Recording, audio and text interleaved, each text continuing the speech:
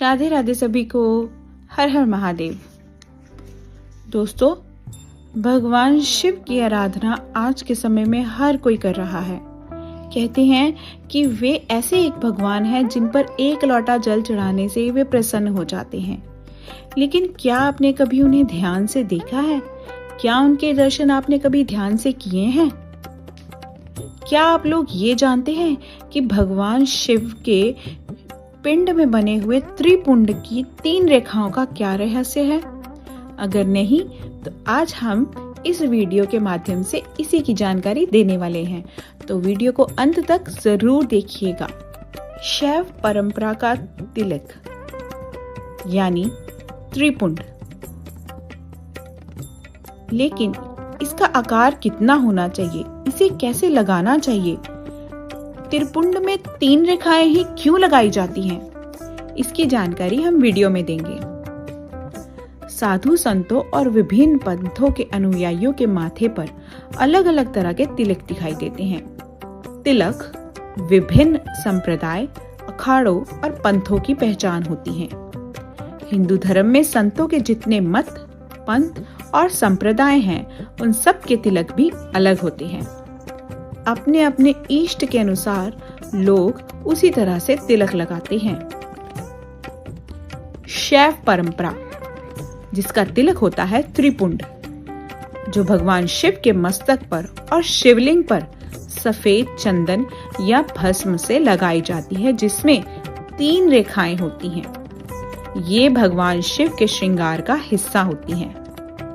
एक बार संत कुमारों ने भगवान से पूछा कि त्रिपुंड कितना बड़ा होना चाहिए, इसे लगाया कैसे जाना चाहिए, और त्रिपुंड में 3 ही रेखाएं ही क्यों होती हैं? तो भगवान बोले, बीच की 3 उंगलियों से भस्म लेकर भक्ति पूर्वक ललाट में त्रिपुंड लगाना चाहिए। ललाट से लेकर नेत्र पर्यंत और मस्तक से लेकर बोहों तक त्रिपुंड लगाया जाता है। त्रिपुंड बाएं नेत्र से दाएं नेत्र तक ही लंबा होना चाहिए। त्रिपुंड की रेखाएं बहुत लंबी होने पर तप को और छोटी होने पर आयु को कम कर देती हैं। भस्म से पहले जल मिलाकर मध्याह्न में चंदन तिलक लगाकर सायंकाल सूखी भस्मी त्रिपुंड में लगानी चाहिए। आगे जानते हैं कि इन 3 रेखाओं का क्या होता है रहस्य। त्रिपुंड में तीनों रेखाओं में से प्रत्येक के 9 देवता हैं, जो सभी अंगों में स्थित हैं। पहली रेखा ग्रहपत्य अग्नि, प्रणव का प्रथम अक्षर, आकार, रजोगुण, पृथ्वी, धर्म, क्रिया शक्ति, ऋग्वेद, प्रातः काल हवन और महादेव, ये त्रिपुंड की प्रथम रेखा के 9 देवता हैं। दूसरी रेखा दक्षिणा अग्नि, प्रणव का दूसरा अक्षर, उकार, सत्वगुण, आकाश, अंतरात्मा, इच्छा शक्ति, यजुर्वेद, मध्याह्न के हवन और महेश्वर, ये दूसरी रेखा के 9 देवता हैं।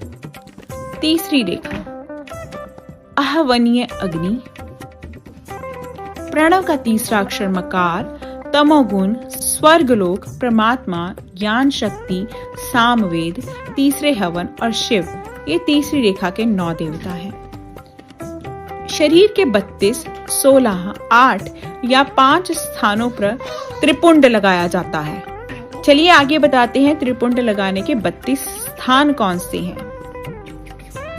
पहला मस्तक, ललाट, दोनों कान, दोनों नेत्र, दोनों नाक, मुख, कंठ, दोनों हाथ, दोनों कोहनी, दोनों कलाई, हृदय, दोनों पार्श्व भाग, नाभि, दोनों अंडकोश, दोनों उरु, दोनों गुल्फ, दोनों घुटने, दोनों पिंडली और दोनों पैर।